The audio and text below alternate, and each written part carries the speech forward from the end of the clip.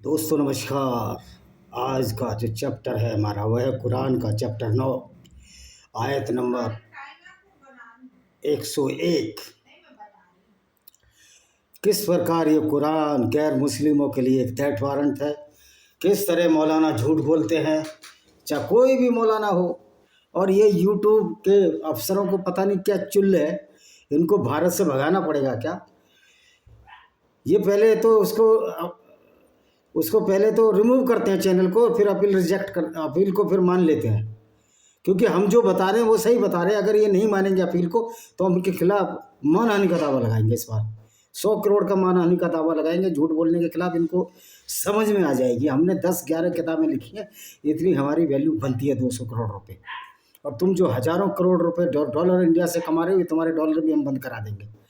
तो ज़रा होश की दवा खाओ, मार्फिन का इंजेक्शन कम लगाओ, नशे में कम रहो, और अच्छी तरह से हमारी जो बात है, जो कुरान की बात है, उनको रिमूव करने की कोशिश ना करें। वरना भारत के जितने भी इस्लामिक चैनल हैं उनको बंद करा दिया जाएगा, क्योंकि वो चैनल भी तो इस्लाम की वही गुंडागर्दी, वही मुनाफकत, वही नफ़रत फैला रहे हैं। और आप नफ़रत फैलाने वाली आइडियोलॉजी के चैनलों पर मिलियन मिलियन व्यूज़ हैं। हमारा तुम एक्सपोजर भी कम करते हो। ये सब साजिश, इस्लाम को आप इस तरह नहीं बचा सकते। मेरा नील मोहन जी से ये आग्रह है और यूट्यूब के मालिक से आग्रह है कि कृपया ऐसी हरकतों से बाज आए, वरना वो दिन दूर नहीं जब गैर मुस्लिम आपसे खफा हो जाएंगे और आपके यूट्यूब को अपना पूरी दुनिया से बिजनेस समेटना पड़ेगा। इसको हल्के से लेने की कोई आवश्यकता नहीं है। कोई भी सरकार, बीजेपी भी की सरकार हो, वो आपको डिफेंड नहीं कर सकती, क्योंकि बीजेपी को भी 120 करोड़ हिंदू वोटर चाहिए। 120 या 25 करोड़ हिंदू वोटर चाहिए, उससे कम नहीं है हिंदू वोटर। ये जो तुमने सगुफा है कि इस्लाम बढ़ता जा रहा है, इस्लाम तो 6 करोड़ लोग तो इंडिया में इस्लाम को मानते ही नहीं। पाकिस्तान में यही हाल है। तो ये सेकुलर पार्टियां भी इस दिमाग में ना रहें कि हम हिंदू मुस्लिम राजनीति करेंगे, क्योंकि हमारे मुस्लिम भाई समझ रहे हैं और वो चाहते ही नहीं कि हम ऐसे को पैगंबर माने जो कि काफिले लूटता रहा हो, औरतों को लूटता रहा हो, उनको बाजारों में बेचता रहा हो।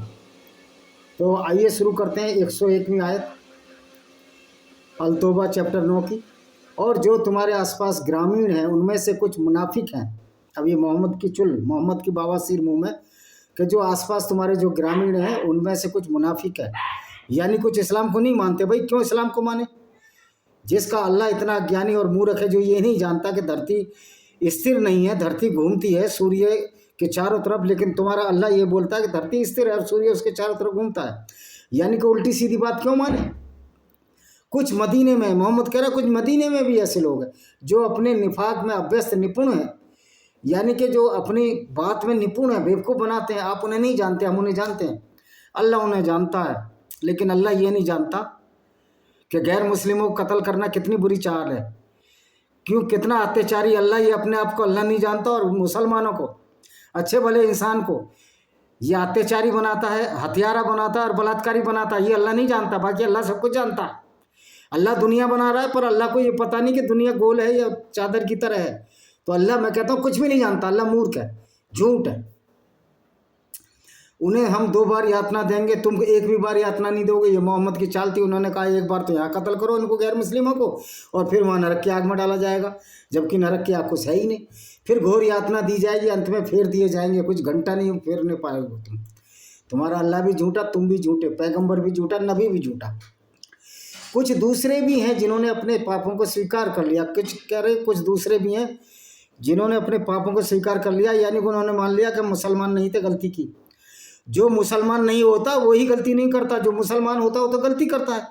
वो तो नफरत फैलाता है, वो तो इंसानियत के खिलाफ, इंसानियत का बहुत बड़ा शत्रु है। अगर इस्लाम की बातों पर चले तो मुसलमान से बड़ा कोई शत्रु इस दुनिया का है ही नहीं।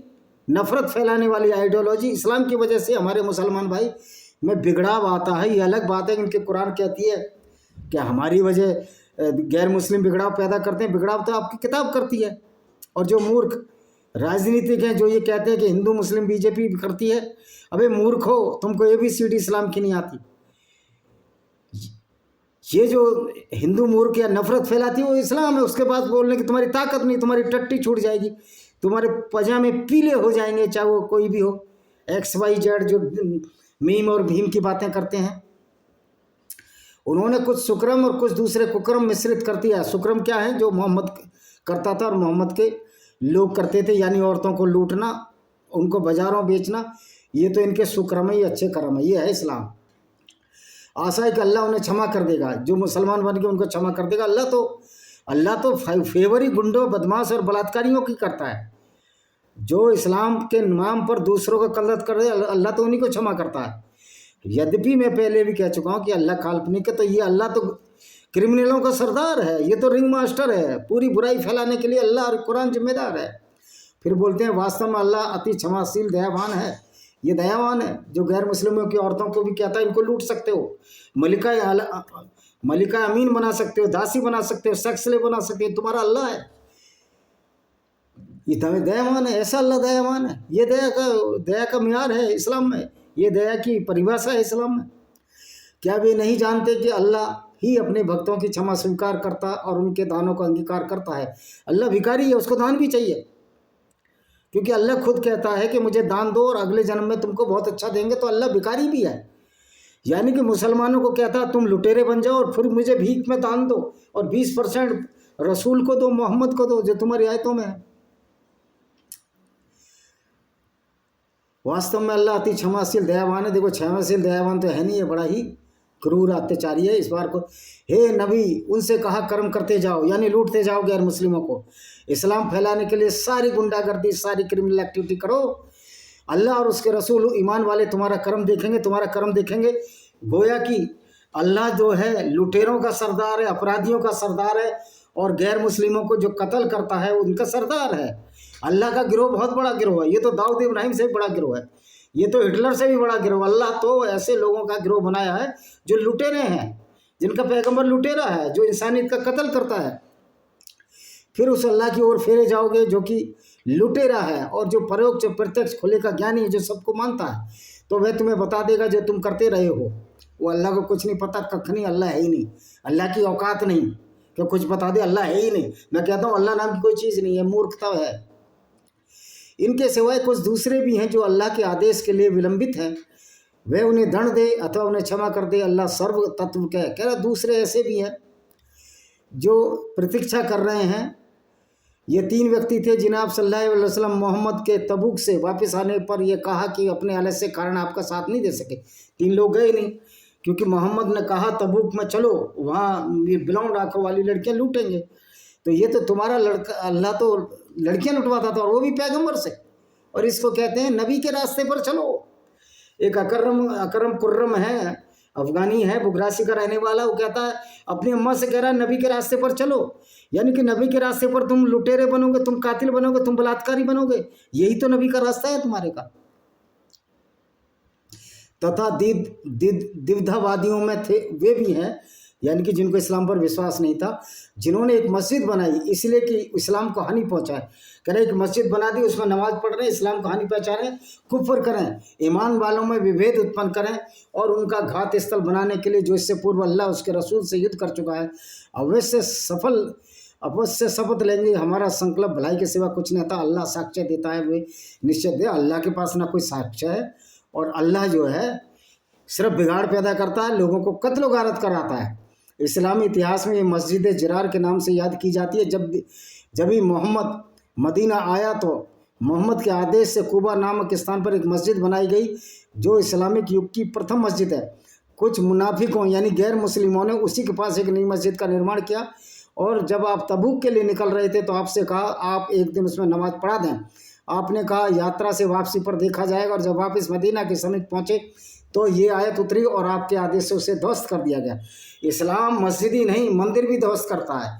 ये तो लुटेरों का एक ग्रोह है इस्लाम, निश्चित तौर पर। फिर पता नहीं क्या चुल है इसको, यूट्यूब को, क्या आप किसी खिलाफ बोलोगे नहीं? तो कुरान बोल रही है तो कुरान को बैन करा दो, तुम्हारे कंचों में पानी है। तो क्या जिसने अपने निर्माण का शिलान्यास अल्लाह के भय और प्रसन्नता के आधार पर किया वह उत्तम है, अथवा जिसने उसका शिलान्यास एक खाई के गिरते हुए किनारे पर किया हो, जो उसके साथ नरक की अग्नि में गिर पड़ा? अल्लाह अत्याचारियों को मार्ग नहीं देता। कह रहे ऐसी मस्जिद जो पहाड़ के किनारे बनाई, तो इस्लाम तो एक लुटेरों का ग्रुप है। पाकिस्तान में कितने मंदिर इन्होंने तोड़े, हिंदुस्तान में कितने मंदिर इन्होंने तोड़ दिए, बांग्लादेश में, ये लुटेरों का ग्रुप है। हर जगह ये अल्लाह की फ़ौज लुटेरों की फ़ौज है, और कल तो अल्लाह की फ़ौज हार गई, भारतीय टीम से हार गई। एक मुसलमान 10 के बराबर था, फिर भी पाकिस्तान की टीम हार जाती है। तो ये अल्लाह नकली फैब्रिकेटेड अल्लाह है, लोगों को बेवकूफ़ बनाने के लिए मोहम्मद ने, और आज तक लोग बेवकूफ़ बना रहे हैं।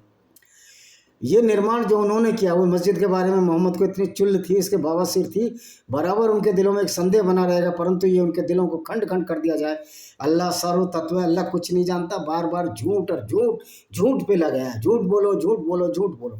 निसंदेह अल्लाह ने ईमान वालों के प्राणों, उनके धनों को इसके बदले खरीद लिया है। उनके लिए स्वर्ग है जो अल्लाह की राह में युद्ध करते हैं और मरते और मारते हैं। सीधा मारने की बात कही है, मरते हैं। मोहम्मद ने इतना बेवकूफ़ बनाया मुसलमानों को, अगर तुम मरोगे तो अभी तुमको स्वर्ग मिलेगा, अगर तुम दूसरों के हाथों मारे जाओगे स्वर्ग मिलेगा, लेकिन पूरी दुनिया में इस्लाम फैलाओ। मोहम्मद को पूरी दुनिया में इस्लाम फैलाने का जो फतूर इसलिए था कि इसको लूट में बहुत सारा माल मिलता था, और लोगों को ये बेवकूफ़ बनाता रहा कि ये तो दुनिया कुछ नहीं है। मरने के बाद की दुनिया तो फिर मोहम्मद क्यों लूट करता था? बागे फतह जो इसने अपनी बेटी फातिमा को जो है वो भी लूट का था, वो भी यहूदियों से लूटा। तो ये तो लुटेरों का गिरोह, इनको लूटने में कोई शर्म नहीं है।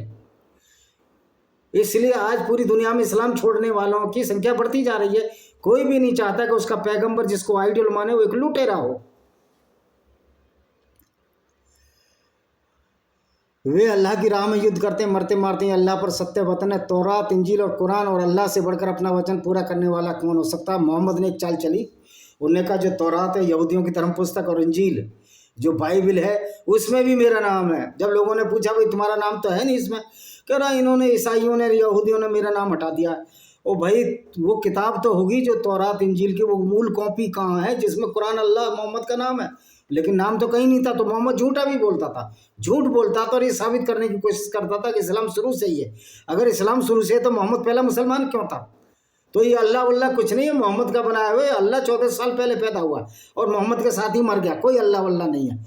ये सब बकवास करते हैं मौलाना। जो क्षमा याचना करने, वंदना करने, अल्लाह की स्तुति करने वाले, रोजा रखने, रुकू और सजदा करने, रुकू माने रुकना, सजदा माने झुकना का, भलाई का आदेश देने वाले, बुराई से रोकने वाले, अल्लाह की सीमा की रक्षा करने। हे नबी, आप ऐसे ईमान वालों को शुभ सूचना दें।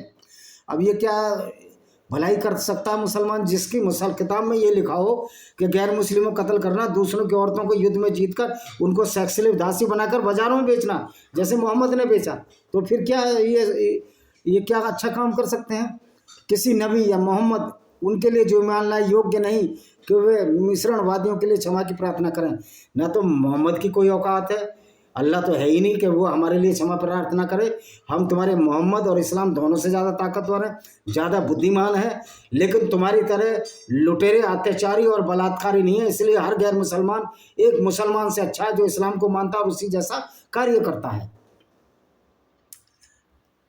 ये हदीस में है कि जब मोहम्मद के चाचा अबू तालिब के निधन का समय आया तो आप उसके पास गए। उन्होंने कहा, चाचा ला इलाहा इल्लल्लाह पढ़ लो, मैं अल्लाह के पास तुम्हारे इस प्रमाण को बना लूँगा। मोहम्मद झूठ बोलता था, अल्लाह है नहीं, उसके पास जाने की बात करता था। यानी कि एक वो कहते हैं ना, नदी आई नहीं और मगरमच्छ उछलने लगे, मछलियाँ आएंगी, और पहले अल्लाह को तो ढूंढो। उस समय अबू जहाब और अब्दुल बिन उमैया ने कहा, क्या तुम अब्दुल मुतालिब के धर्म से फिर जाओगे? अतः वह काफिर ही मरा। अपने चाचा के लिए बोलता है वो काफिर ही मरा। इतना गिरा हुआ ये पैगंबर था, एक झूठी आइडियोलॉजी मानने के लिए भी बस करता था। जो अपने चाचा जिसने पाला उसको भी काफिर बोले, इससे कोई गिरा हुआ व्यक्ति कोई हो सकता है? ऐसा व्यक्ति जो 5-6 साल की लड़की से शादी करे, इससे गिरे हुए कोई व्यक्ति हो सकता है इस तरह का? बताइए, ये इनका पैगंबर था। तब आपने कहा मैं उसके लिए क्षमा की प्रार्थना करूंगा जब तक उसे रोक ना दिया जाऊं, और इसी पर आयत ये वाली आयत उतरी। और इब्राहिम का बाप, पहले तो इब्राहिम जो है ना, इब्राहिम था, इसका कोई भी कहीं उल्लेख नहीं है। ये एक झूठी फैब्रिक स्टोरी है, ये परियों की कहानी है, चंदा मामा की कहानी है, जो पहले आई थी ये ग्रीक से फिर रोमन में आई, रोमन से यहूदियों में, यहूदियों से ईसाई है, और मोहम्मद ने उससे चोरी कर ली। तो इब्राहिम की आयत पढ़ने का कोई फ़ायदा नहीं है, तो कुछ है ही नहीं। अल्लाह ऐसा नहीं जो किसी जाति को मार्गदर्शन देने के पश्चात कुफत कर दे। अल्लाह जिसको भी मार्गदर्शन देता है वो कुफत ही हो जाता है, वो गैर मुस्लिमों को कत्ल करने लगता है, वो उनकी औरतों को लूटकर बाजारों में बेचने लगता है, जैसे कि मोहम्मद ने बेचा। तुम्हारा जो इस्लाम का लॉन्चर था, जो इस्लाम जिसने लॉन्च किया, वही ऐसा व्यक्ति था, तो अच्छे की तो आशा हम रख ही नहीं सकते। वास्तव में अल्लाह ही जिसके अधिकार में आकाश और धरती का राज है। अल्लाह ना आकाश का पता ना धरती का पता, ये सब झूठ लिखा गया है। वही जीवन देता है तो मारता है, तुम्हारे लिए सिवा ना वो जीवन देता ना वो मारता है, कोई है ही नहीं। हाँ ये बात ज़रूर है कि मोहम्मद ने अल्लाह को पैदा किया। जब मोहम्मद की मृत्यु हुई अल्लाह भी उसी के साथ मर गया। उसी के साथ एंजिल जो शैतान था, जो जिब्रील जिसको फरिश्ता कहते हैं, जो गुंडागर्दी भरती आयतें लाता था, वो भी सोया, वो भी मर गया। तो ये सारे के सारे मर गए ये लोग। अल्लाह ने नबी और मुहाजिरीन और अंसार पर दया की। मुहाजिरीन वो थे जो कि मक्का से मदीना मोहम्मद के साथ गए थे, और अंसार वो थे जो पहले मुसलमान मदीना बने, उन पर दया की, जिन्होंने तंगी के समय आपका साथ दिया, यानी मोहम्मद का साथ दिया। इसके पश्चात उन लोगों के कुछ दिल कटुल होने लगे, फिर उन पर दया की, निश्चय हुए उनके लिए अति कर क्या साथ दिया। साथ ये दिया कि मोहम्मद के साथ लूट मचाते थे मदीना वाले। एक अच्छे भले लोगों को मोहम्मद ने लुटेरों के गिरोह में बदल दिया, मदीना के लोगों को। और ये मदीना और मक्का की ऐसे पैगंबर की उजरत करते हैं जो पीडोफाइल था, जो मेंटली डिस्टर्ब था। 118 आयत, तथा उन तीनों पर जिनका मामला विलंबित कर दिया गया था। वो तीन कौन कौन थे? काब बिन मलिक, हिलाल बिन उमैया, मुर्रहा बिन रबी। सही बुखारी 46-77 में है, क्योंकि उनका सामाजिक बहिष्कार किया था, क्योंकि गुंडों की फौज सारी इकट्ठी हो गई थी। आज भी आप देखो ना, जहाँ हिंदू कम है ये मुसलमान काफिर काफिर कहते हैं, जबकि ये नहीं समझते जिसके नाम पर तुम काफिर कह रहे हो वो अल्लाह है ही नहीं। ये झूठी किताब को पढ़ पढ़कर जो तुम पागल हो रहे हो, अपनी पीढ़ियां बर्बाद कर रहे हो तुम। उन तीनों पर जिनका मामला विलंबित कर दिया, उन पर धरती पर अपने विस्तार के होते सिकुड़ गई और उनके प्राण संकीर्ण हो गए। उन्हें विश्वास था अल्लाह के सिवाय कोई शरणगार नहीं, परंतु उसी की ओर उन पर दया की ताकि क्षमा करें, क्षमा कर सकें। देखो अल्लाह क्या क्षमा करेगा? अल्लाह को तो हमसे माफ़ी मांगनी चाहिए, पैगंबर को हमसे माफ़ी मांगनी चाहिए कि ऐसी गुंडागर्दी भरी आयतें लाया, ऐसी विचारधारा को जन्म दिया जिसको विचार, तो ये तो पैगंबर और अल्लाह को और मोहम्मद को हमसे माफ़ी मांगनी चाहिए। उनके समर्थकों को गैर मुस्लिमों से माफ़ी मांगनी चाहिए कि हम ऐसे लुटेरे को अपना पैगंबर मानते रहे और गैर मुस्लिमों को कत्ल करते रहे। उनके मंदिर गिरजे सिनगोग जो इस यहूदियों के पूजा स्थल हैं, फायर टेम्पल जो अग्नि मंदिर हैं जो कि पारसियों के, उनको तोड़ते रहे। तो क्षमा मांगे अल्लाह, हमारी मांगे जूती अल्लाह से और उससे मोहम्मद से, क्योंकि गलत तो मोहम्मद था, तो क्षमा जिसको मांगनी चाहिए। हे ईमान वालों, अल्लाह से डरो और सच्चों के साथ हो जाओ। देखिए अल्लाह तो झूठा है, अल्लाह मुसलमानों को झूठ बोलता है। अल्लाह कहता है कि मैंने धरती को पहाड़ों से ऊपर पहाड़ लाद दिए जिससे कि धरती उड़ ना जाए। अभी भूकंप आया, दिल्ली में आया, अभी पूरी दुनिया में भूकंप आ रहा, अल्लाह के पहाड़ कुछ कर ही नहीं पा रहे। तो अल्लाह को तो मालूम ही नहीं था कि पहाड़ अंदर से आते हैं या बाहर से जाते हैं। तो ये जो कलाम है ये लोगों का था, उन मूर्ख लोगों का कलाम है कुरान, जिनको ABCD नॉलेज नहीं थी, न साइंस की नॉलेज थी। एक अंधा ईमान, बस विश्वास करते रहो और क्लेम करते रहो, दावे करते रहो, लेकिन सबूत कुछ ना दो, इसी का नाम कुरान है।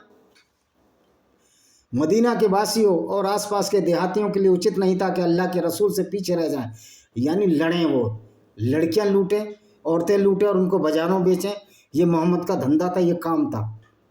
और अपने प्राणों से प्रिय समझें, इसीलिए कि अल्लाह की राह में कोई प्यास और थकान भूख नहीं पहुंचती, न वे किसी स्थान में। तो थकान और भूख, कल तुम्हारी टीम हार गई, अगर 4 दिन खाना ना मिले तो तुम मारे जाओगे। क्यों? रोजे में तुम 24 घंटे तुम तो सुबह खा लेते हो, फिर रात को खा लेते हो, फिर थकान किधर से होगी?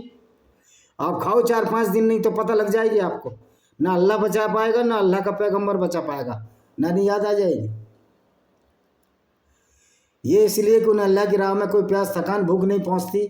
जो काफिरों के अप्रिय हो या किसी शत्रु से कोई सफलता प्राप्त नहीं करते। देखिए अगर इस्लाम खत्म होता है तो सबसे ज़्यादा खुशी तो गैर मुस्लिमों को होगी, क्योंकि गैर मुस्लिमों को तो कत्ल करने के लिए इस्लाम बोलता है।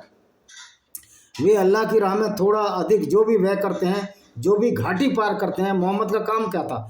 घाटी पार करना, लूटना और घात लगाकर काफिले लूटना, ये तो मोहम्मद का काम था। जो जंगे बदर सिर्फ इसलिए हुई कि 3 बार इसने अबू सुफियान के काफिले को लूटने की कोशिश की मोहम्मद ने, लेकिन अबू सुफियान चालाक व्यक्ति था, वो निकल गया बच के, और धनी व्यक्ति था।